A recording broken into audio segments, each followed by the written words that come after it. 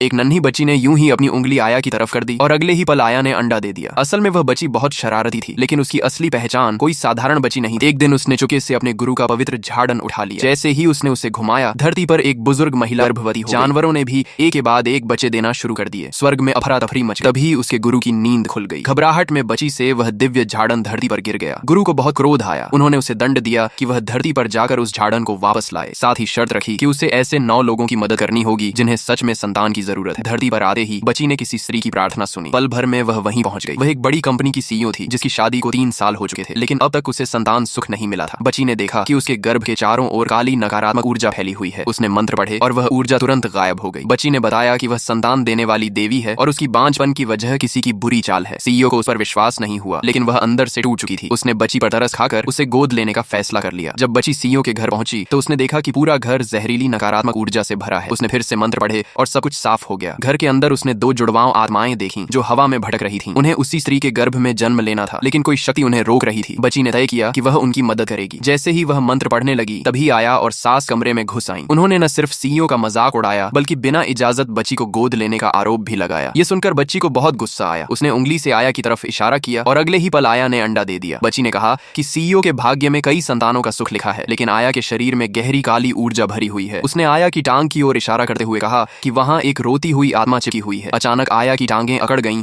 और उसका चेहरा डर से सफेद पड़ गया। अंत में बच्ची ने पूरे विश्वास के साथ कहा, 3 महीनों के भीतर आप अपने खुद के बच्चे की मां बनेंगी।